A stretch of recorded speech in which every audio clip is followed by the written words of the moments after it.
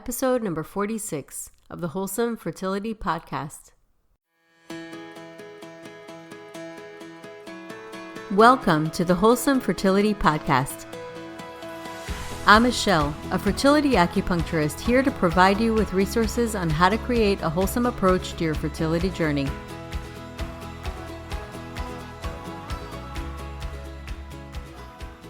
My guest today is Elisabeth Manning.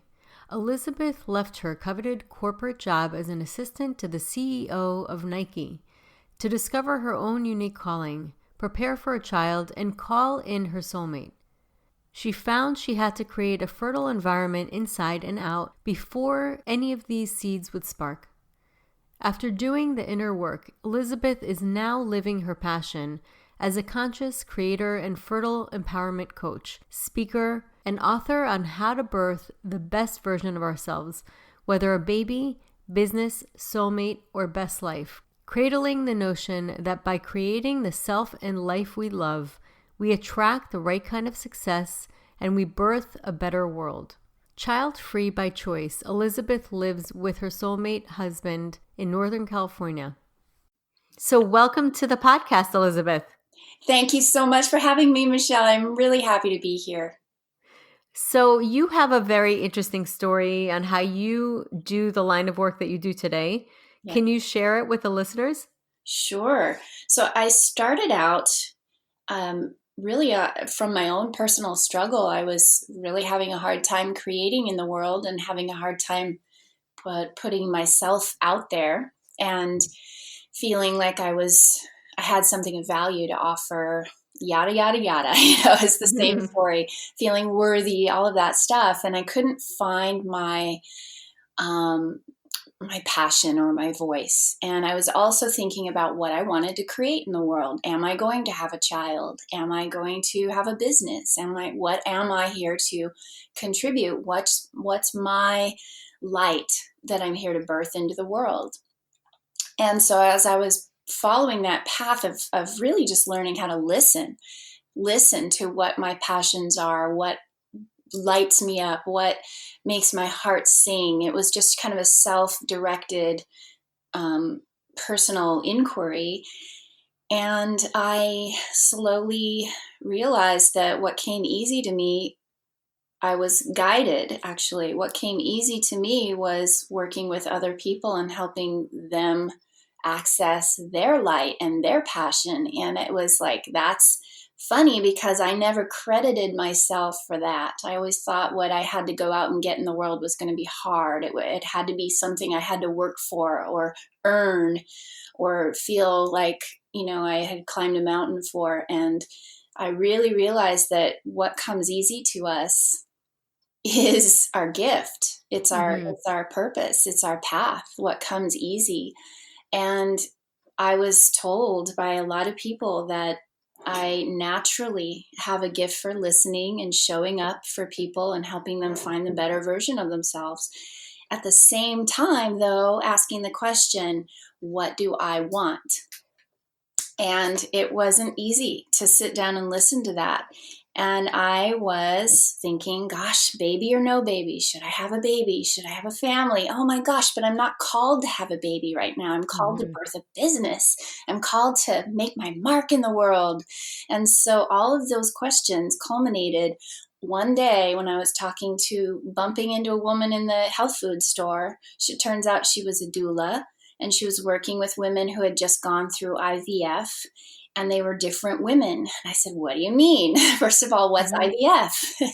And so she explained to me that, it was a process of conception in a petri dish. And it was a very careful process where, the mothers are really struggling because they have a lot of grief around not being able to have a baby naturally. And so there's this natural essence of stress in the air with IVF mamas. And I thought, okay, tell me more. Because to me, instantly tuning into that, right? Conception is a joyful space of love and receptivity and allowing, and for me, alignment with nature and God and self. Yeah. And so it was like a lightning bolt that hit me, like, oh my gosh, that there's something wrong with this picture, that doctors are allowing this process without filling the void of what's missing in a process of sacred creation. And Yes. so they were missing the mind body spirit connection to me in my mind, and I didn't know anything about fertility, conception, energy, spirit. I knew nothing. So I went to a mentor of mine and I said, something's wrong. They're charging $20,000 for a process that they're basically injecting sperm into an egg, and then injecting that precious potential of life into a garden that's not cultivated, like planting a seed in soil that hasn't been prepared. And Mm-hmm. it to me, preparation meaning how do we align ourselves with this process of life instead of force it? So how can we support the mama in reducing stress levels and coming around to herself, to creating that sacred space within? Mm-hmm. And I asked about this, and my mentor said, Elisabeth, people don't think like this. They don't take and spend the energy on something like this. They just want what they want and they go get it. And I said, but there's something missing. And Mm-hmm. she said, well, then fill that void. Yeah. Go fill it. And I said, but I don't know and I burst into tears and I said, I don't know what I'm doing. And what if I do something wrong? And what if I hurt someone? Or what if and she said, don't go there. Go with what's in your heart. Go with what you know to be true about your own connection with God and life and self. And if you're thinking about fertility as an energy or a way of life, go with that. And so I did. I found the first person that was wanting to conceive, who had a life story that people would cringe at hearing. And I worked with her. Her name was Robin. And I helped support her in thinking about what it was to create a fertile life for herself. Mm-hmm. Because to me, fertility is about the potential of life. Yes, absolutely. So, And how did you, what was her story? well, she had a Oh, boyfriend. I know you mentioned a name, so I don't know if, Yeah, no, she's long gone now, and okay. yeah, no, and it's not her. Yeah, it's years ago, Mm-hmm. Okay. not almost 20 years ago. She had a boyfriend that was 10 years younger than her, and she was living in between apartments, and her boyfriend didn't want to marry her. She didn't have a job. And so she had no anchor, no Mm. place to call home, no place to nest. It's our natural tendency when we're about to, you know, think of nature, what nature does, what animals do. They create a nesting place. They Right. have to feel safe in their Yeah. environment. And I looked at her, I said, do you feel safe where you are in your life right now? And she burst into tears and she said, no, not in any area.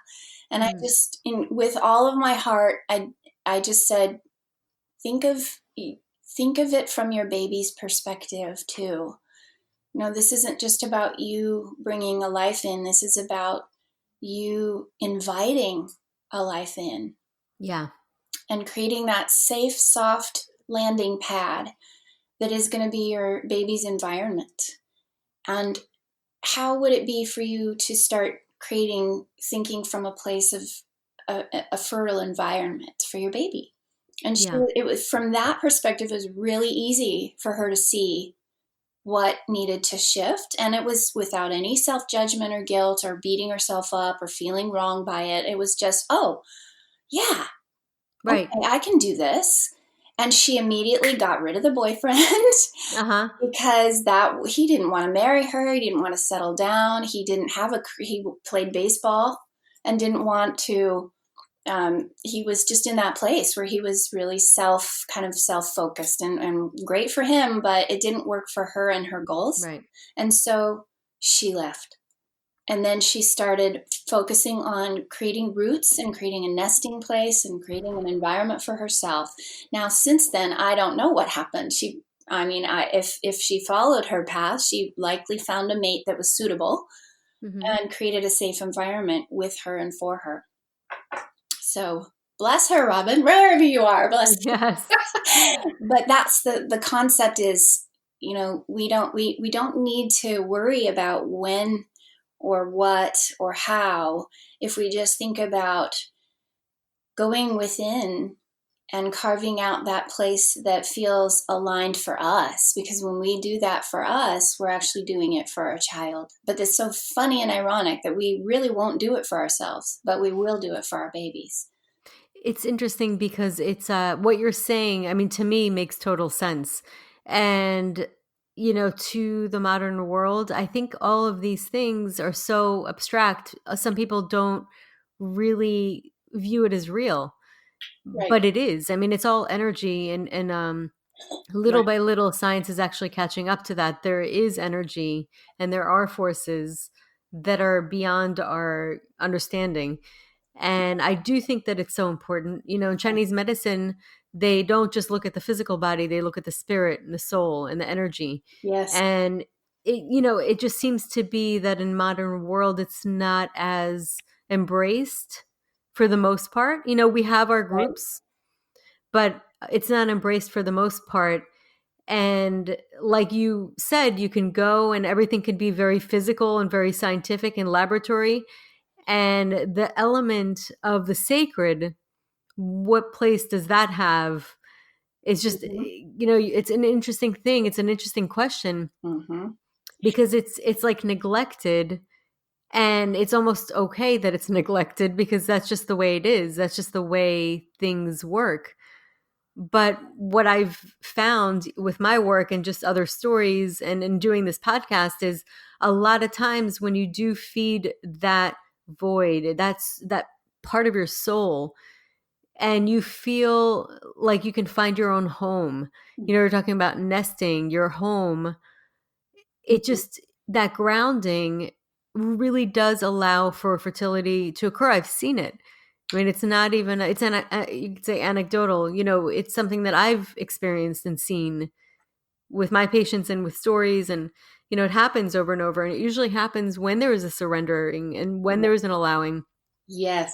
Everybody goes through their experience however they need to. And sometimes that means feeling anger, that you don't want to hear anything and whatever it is.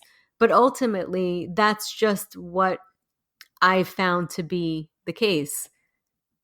Yes, I'm with you. I totally agree. And what I'm seeing, the question is posed, are we going to be a product of our environment, or are we going to allow our environment to be a product of us?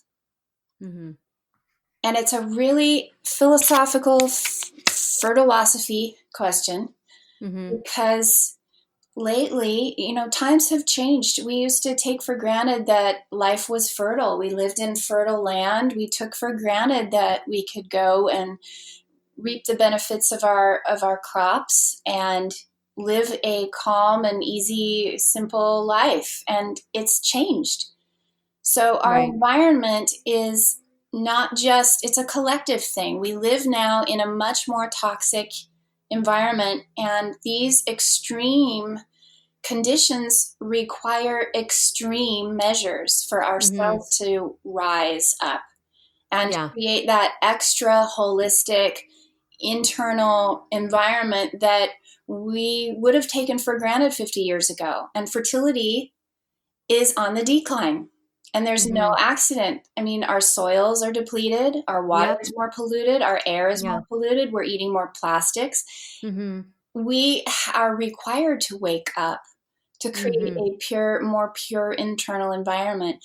It's not that we're doing anything wrong. Mm-hmm. It's just that we're being asked to awaken to a new level of what fertility really is. And why not? Because it creates a more life affirming an environment for our children anyway. It Yeah. requires us to step up and really do a little bit more work on what it really means to be fertile in every area of our life. If we are financially drained and depleted and we're still trying to have a baby, maybe it's nature's way to say, hey, let's talk about fertility in your bank account and in Mm-hmm. your career and in your work and contribution to the world, and how can we create a whole person so that you're ready to have a baby, because babies Yeah. cost a lot of money. They do. They do. And it's interesting because I've had people say, this my fertility journey saved my life. Yep. Had it not been for the fertility journey, they wouldn't have found a lot of underlying issues that they've had, and they wouldn't have checked, because obviously wanting a baby is a very, very strong reason to check Yes. all of these things. Whereas Yeah. before that, they kind of let it go and didn't really think about it, and didn't care about the bloating or the Wow. exhaustion, or so Yeah. it's amazing how once they really, really examined and checked what's really happening in their bodies and in their minds, their quality of life increased. And I've even had some patients come in and say, if it was secondary fertility, most of the time, secondary infertility, they would have a baby and they would want to get pregnant again and would have a hard time. They would say, you know what, I'm okay with whatever. At most, at the least, I can actually get stronger and healthier for the child that I have now, and I know that I'm going to get there. And so it's an interesting thing how sometimes life gives us messages, or our bodies gives us messages. Oh yeah. Always. Yeah. They do, and especially I find too when we decide to make that intentional, sacred agreement with life. Mm-hmm. When we choose to just realize that maybe this fertility journey is actually about an initiation process, Mm-hmm.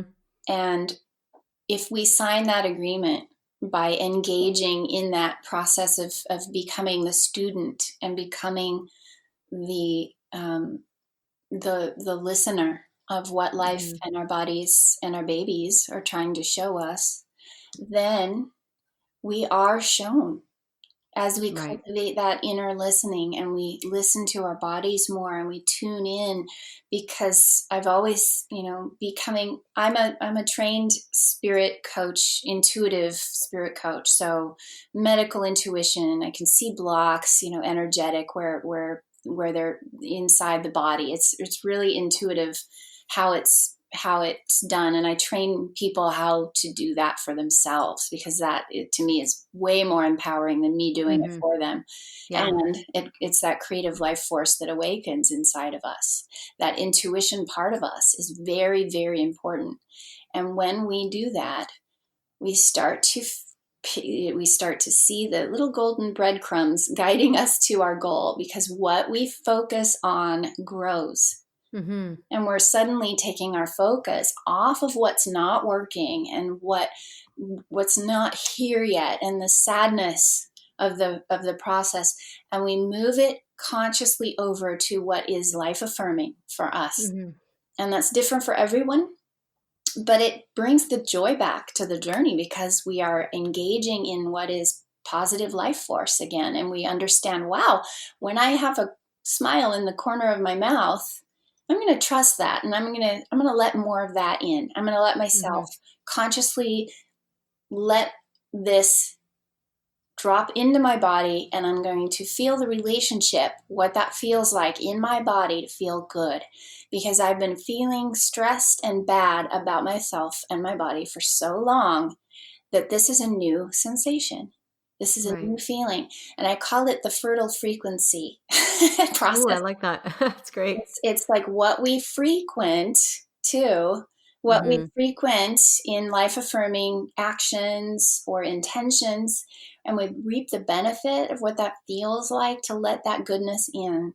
We're retraining or entraining our brain and our body connection with our spiritual kind of connection. Spirit to me is consciousness. So when Mm-hmm. we're aware and actively engaging in joy, for example, when we're letting it in consciously and soaking it in, that wonderful feeling affects our bodies, and it creates this fertile frequency. When we feel good, and it's organically good, not alcohol good or shopping good. Yeah.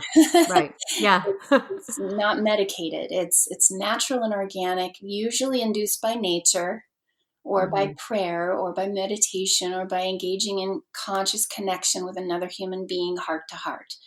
It's usually about that. And wow, if we can Yeah. engage in that more often than we do feel bad, if we feel Mm-hmm. good more often than we feel bad, we just tip the Mm-hmm. scale just a little bit, we're on our Yeah. way. We're on our way. Yeah.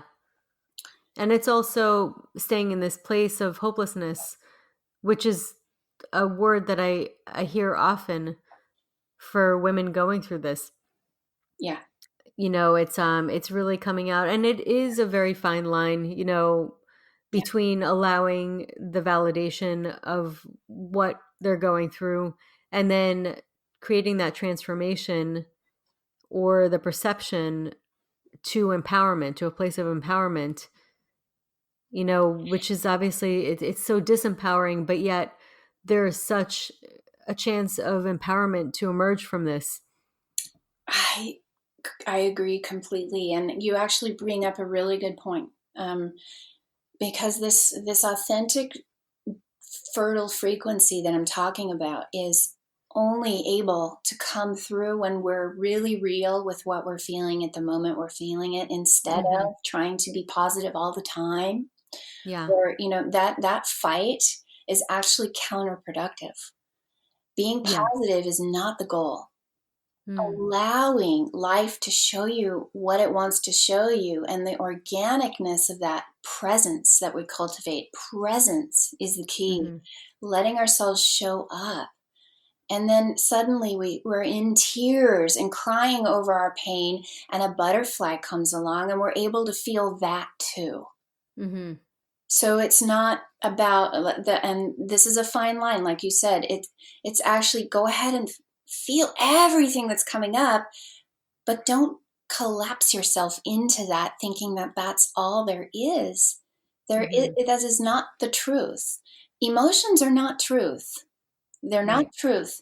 This too shall pass. And Yeah. emotions are actually guides, allowing us to just see where we are on the GPS system toward our goals. But if we really, really want to understand how to move through it, feeling is the healing, Yeah. Oh yeah. not Leaning suppression. into it, not resisting, which is Yeah, typically what most of us do. We like to it's a human response to emotions is that most of the time our typical reaction is to resist what right. doesn't feel good. Oh, yeah. Yeah.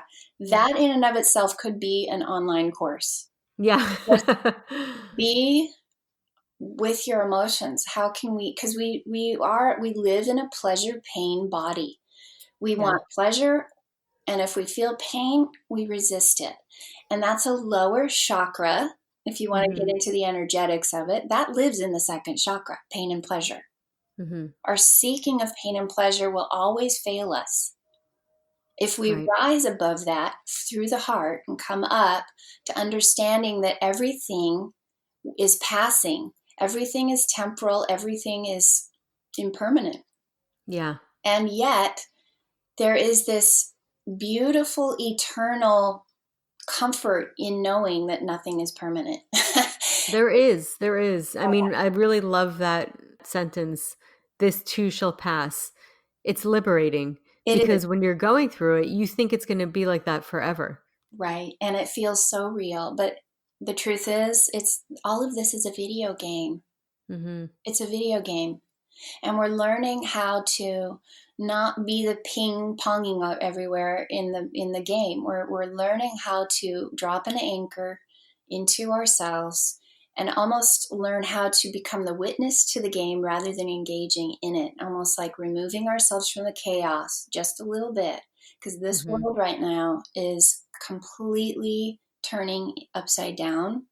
And when we pull ourselves out of it and hold an anchor almost like in one of my courses, I did a sacred fertility course, and it's the first module is about becoming the lighthouse. Mm-hmm. When you're the lighthouse, you're this presence. You are a light unto yourself, and just by becoming that anchor, stable in yourself and just shining your light, no matter what kind of waves you see out there in the ocean, if you can trust that light is becoming the magnet for what you are drawing in, and then you shine bright enough, that boat, whatever you're calling in, will be able to find you. But Right. So it really is trust. It's trusting the yeah, process. and trusting yourself, Yeah. trusting in life, trusting in a higher power, which brings up a lot for people. And maybe this, and again, initiation. If Mm-hmm. you've been blocked in a certain area that requires you infertility in the journey of conscious conception, there is this power greater than you. You're not doing the creating, something else is doing it through you, but our job is to create the container for holding that possibility. And if we feel blocked in one of our areas of relation to life or to God or to ourselves or to our partner or to our baby, they're like different petals on the same daisy. We're trying to clear pathways. Mm-hmm. And if we feel blocked in one area, that could be where we focus. Not the baby, but how about relationship with the divine or relationship with a higher power as we understand a higher power? Or how about nature? Or you see how possible it can be when we look at where we ourselves are stumbling. Absolutely. And I always said, like, we're programmed.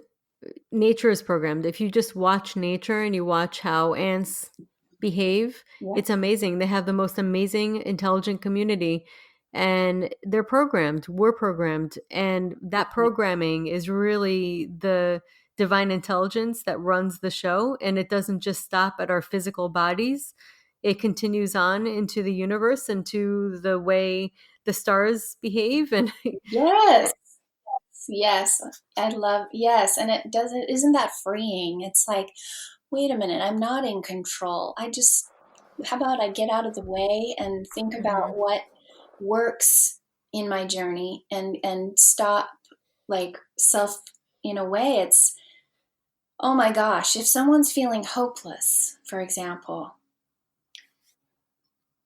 it's up to them to make that decision where they need to go from there. If they choose to see something as a possibility versus hopeless, is Mhm. there or is there not an energetic door that opens within them? And that's where I would, begin with somebody who's listening here that feels depression or hopelessness. We want to start with that feeling that you just described, Michelle, that higher intelligence. How can we connect ourselves with the memory inside of us, the memory, the recollection that there is something greater than me that has this higher intelligence? Hang on, my body is programmed to create.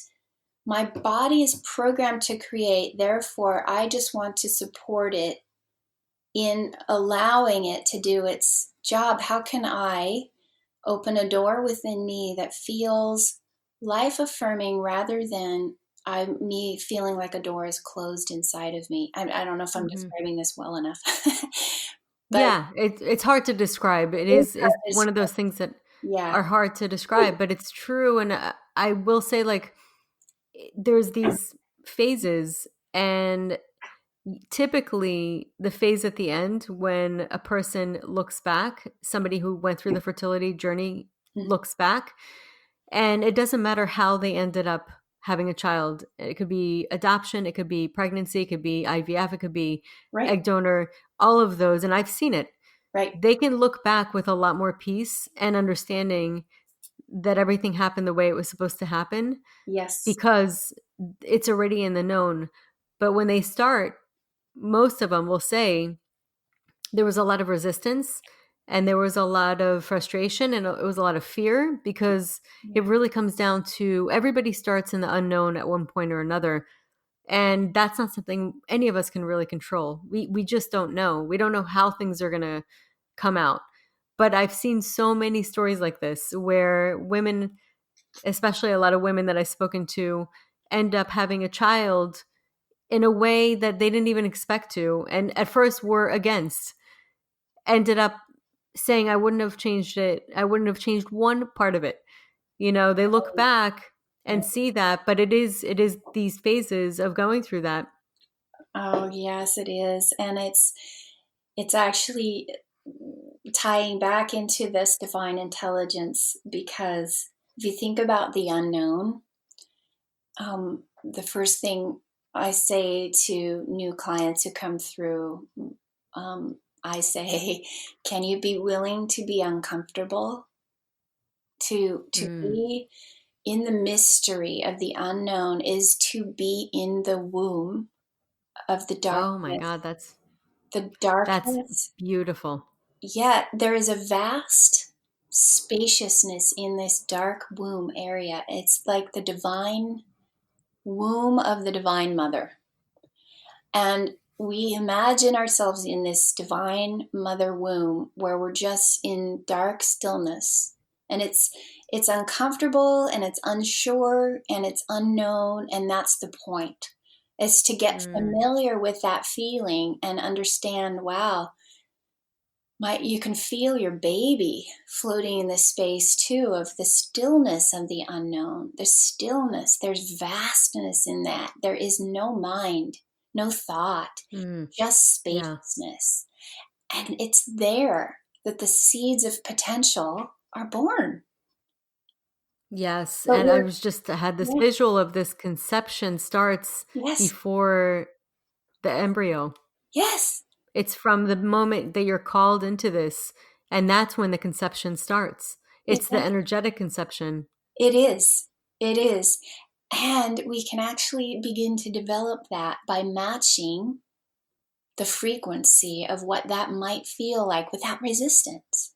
The Mm. divine embryo doesn't resist. The unknown, in the mystery of the unknown in the divine womb, there is no resistance, just allowing spaciousness. Receptivity is in there too. That's the divine feminine energy.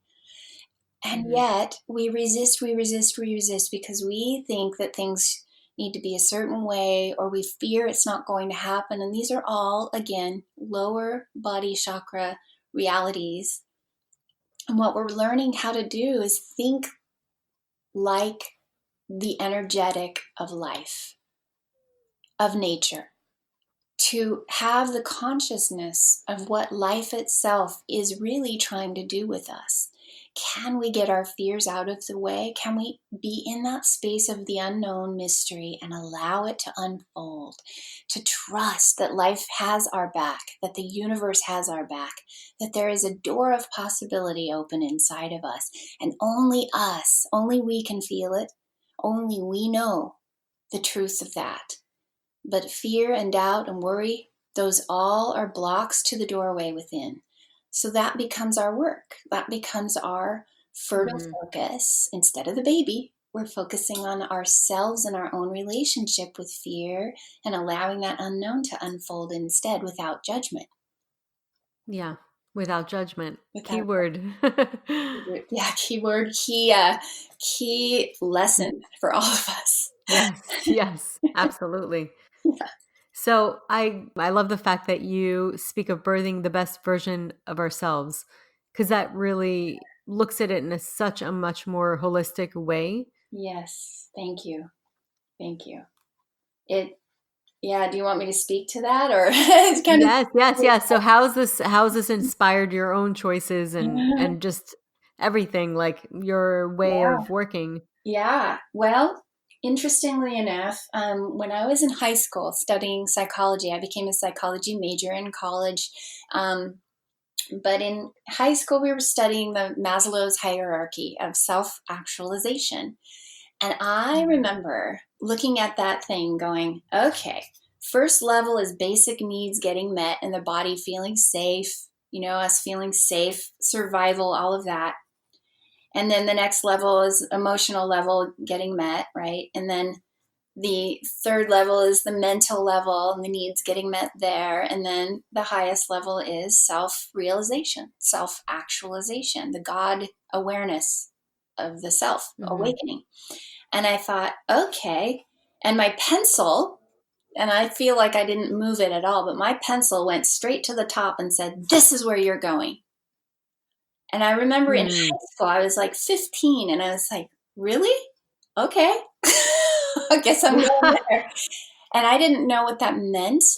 And my ego, I don't know that it was developed enough to really know what I was doing with that. I think that that was something else, something higher, my higher self telling me ahead of time, kind of like a glimpse into my future.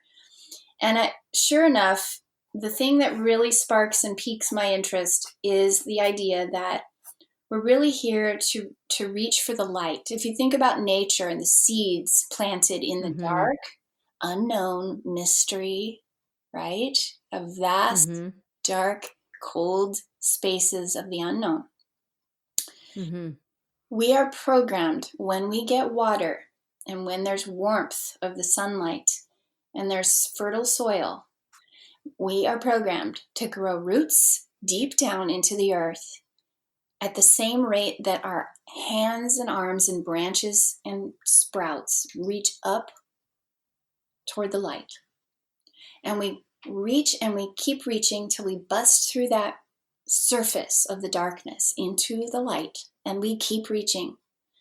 And I could watch a seed grow and get everything I need to know about how to live my life just by being in nature. I feel like I learned everything I need to know for these teachings from nature. But we really are programmed to reach for the highest points. And yet, in those programmings, we'll go to a peak on the mountain and we'll stay there for 5 seconds and we'll look for the next peak. We're always reaching, but not taking enough, I think, taking enough time to enjoy where we are before we go on searching for the next peak. We're driven that way, right? We're driven. We're programmed that way, probably for survival. But on that Maslow's hierarchy, fertility cannot, we are here to birth the best version of ourselves is to say, epigenetics tells us, this is the science of epigenetics, which says it is not the seed itself that creates the potential. It is the environment that brings out the potential in that seed. It's the environment. And if we have a very toxic, dysfunctional, abusive, narcissistic, alcoholic, or whatever environment, we are going to be stuck emotionally and mentally at the stages of the bottom level of the Maslow's hierarchy. If our basic needs of safety and well-being are not met, we cannot rise. So we are here to understand that our physical bodies also will not conceive. We're designed this way. If we're running from a bear, for example, back in the days of primordial survival, we will not lie down and create a baby if we are running from a bear.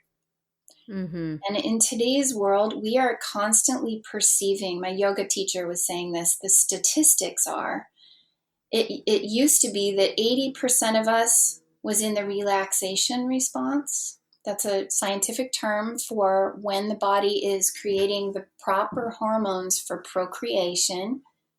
The serotonin, melatonin, everything is all balanced. And 20% was when we were running from a bear and creating cortisol, which, by the way, takes over the same fertility pathways. It's the same pathways as the fertility hormones. So if we have cortisol in our system, it smothers. It's like a vine that smothers the fertility pathways. And when we flip it, though, that's where we are in today's world. So we're at 80% stress response, 20% relaxation response. Right. And that is just living in this world. So we get to basically awaken to what helps us rise in that number, in that 20% relaxation. We want to increase that. And it's not just Yes. about saying relax to someone, it's about a lifestyle.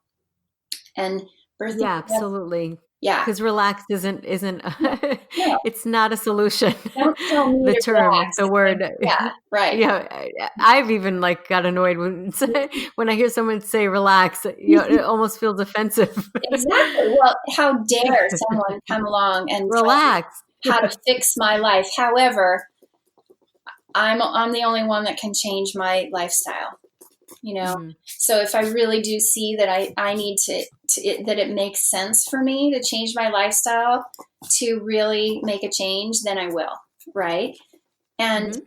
I'm not going to come along and tell someone to change their life until someone recognizes there's a need for it. That's why I'm in business. That's why I've been doing this Yeah, the whole time for absolutely. 15 years, right? There's a need for it, but people can do it on their own. There's no doubt. Mhm. People can Yeah. absolutely do it on their own. So reaching for the best version of ourselves, right, is kind of that tongue in cheek way of saying you can birth the best version of yourself literally in your baby. You can create really amazing DNA in your Mhm. baby because what Right. goes through us gets passed on to our baby. So if we have trauma, if we have toxic Mhm. relationships from our own mother, we can actually clear that memory system and that entanglement, the Mhm. cords, the karmas, whatever you want to call them, they can actually be cleared. And then, Absolutely. And yeah, then they're very subtle. yes, So you really have to get quiet in order to hear and see them, really. yes, yes. Well, that is actually what I'm trained in. It's sort of a shamanic kind of style of working with your spirit to see what blocks you have and cutting the cords to them or doing what your Mhm. spirit needs to do to burn the list of bad things that happen to you, that type of thing. There's ways to energetically accelerate that. Mm. And it's Joe Dispenza talks about this. Yeah, love It's him. yeah, it's exactly like that. You can rewire yourself, and there's ways to accelerate that by Yeah, visualization, meditation, written exercises. There's a lot we can do to move that forward. Yeah, absolutely. yeah. And you have a book, The Sacred Life of Fertility, that's coming out. It is. It's overdue I and coming out. It's a love the long, title. it's a long birth. I was supposed to have that out in April of like, yeah, April last year, I think. And Mhm. I got stumped because I had some family stuff and I just shelved it for a while. So now it's coming out. I'm at the final stages of pulling together the quotes for it, and the cover Mhm. is being redesigned, and then it'll be out this fall. Fantastic. I So know. tell us about it. I'm excited. Well, I'm in the process. I'm pretty sure I'm going to put a little book club course together so that people can read the book and then get some support while they're reading it with the Mhm. exercises that would come with the course. Because I just feel like I want to add extra support.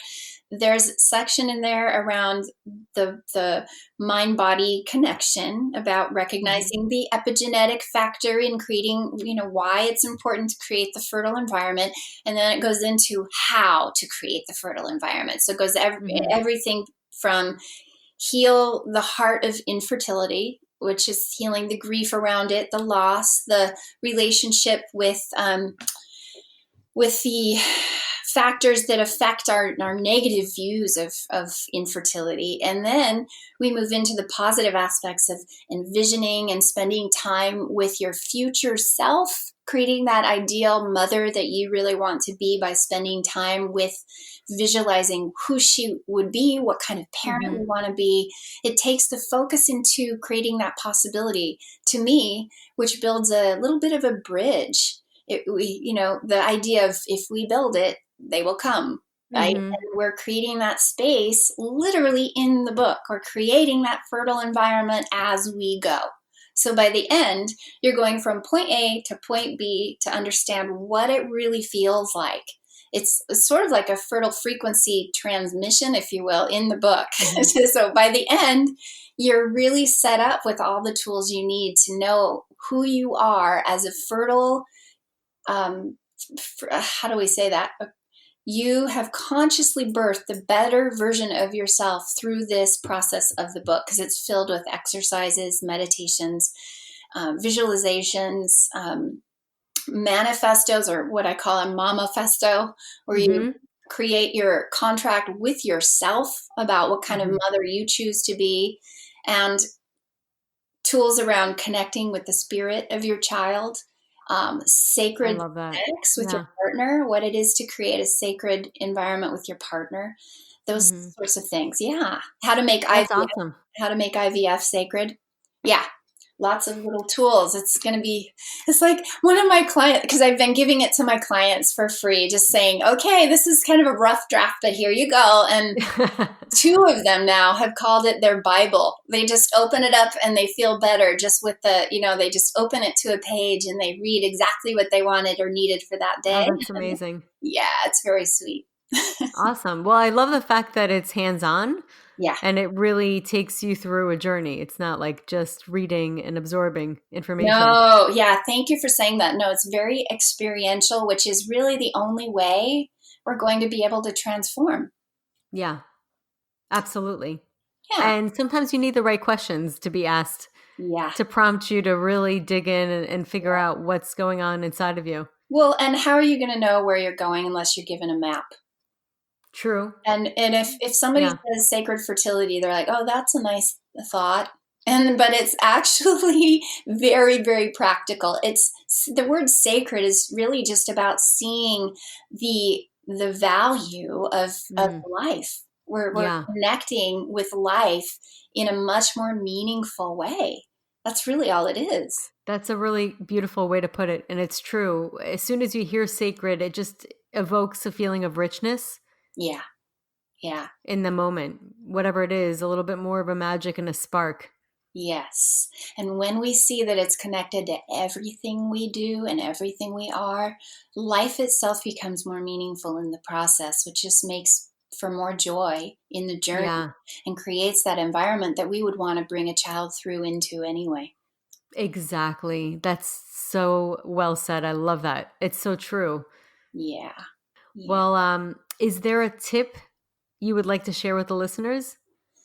Oh gosh. Yeah. How much more time do you I want? know you have so many because you've already said a lot of really amazing things. Yeah. Yeah. Oh boy. So, yeah, how about this? Whenever you feel down or whenever you feel lost, how about you think and imagine your child looking at you through a little frosted glass window? And you imagine, what would your child want for you right now? What would your child be Mm, asking of you? When you don't know what choice to make, what would your child want? What would be good for us?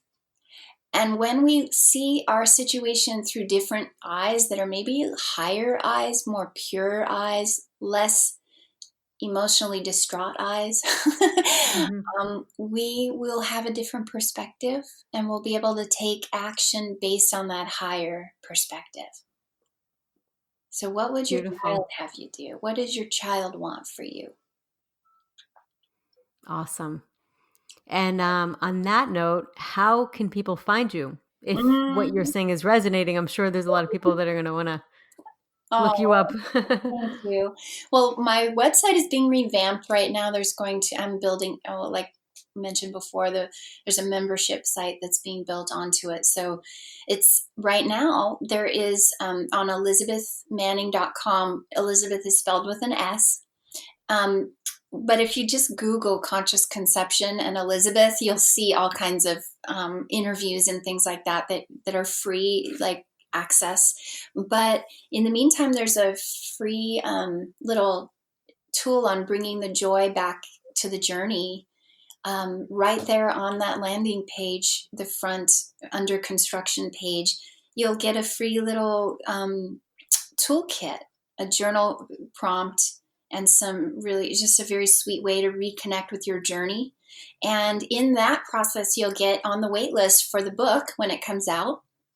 And also, you'll just get on the mailing list in general and you'll hear about all kinds of things. The other way is on Facebook, which I have a mindfulness, manifestation, and miracles, sacred fertility group on Facebook. So if you want to join us there too, that would be a great place to meet and connect. You can always email me directly too. I'll be able to respond happily if you have questions. And all of these links that you just mentioned are going to be on the episode notes. So anybody who didn't get it right, they could go and see the episode notes where the spelling will be exact. So, good. Perfect.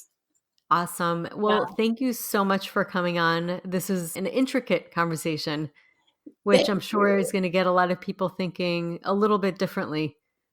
Well, if it just can plant one seed, then at least we're shooting off in a, very gentle, soft, different direction. And that has a myriad of positive results that could come if we plant a seed, just one little seed.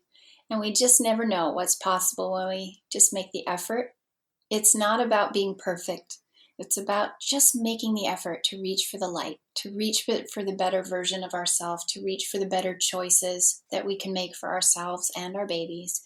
And that's enough. That's enough. That's all we can do. Beautifully said. Well, thank you so much, Elisabeth. Thank you so much for having me. It was a real pleasure, real joy. I appreciate it very much being here. Thank you. So that concludes today's episode. You can find all the links mentioned on the episode notes. If you're enjoying these episodes, please take a moment to leave a review. Reviews are everything to podcasters. You can find me on my website at www.thewholesomelotus.com. And please be on the lookout for my online course and program. This course has emerged from everything that I've been using for the fertility program I now offer at my office. I wanted to consolidate all of my suggestions and coaching and put it into a form that anyone can purchase and use. It was important for me to encompass key fertility health factors as well as guide you in implementing changes in your routine that are shown to boost fertility while being realistic and user-friendly. I will be offering this course with and without coaching. If you're interested and want updates as well as a free ebook on my top 10 fertility boosting habits, you can visit my fertility page on www.thewholesomelotus.com, where you can find the subscription form. I thank you so much for listening in and hope you have a beautiful day.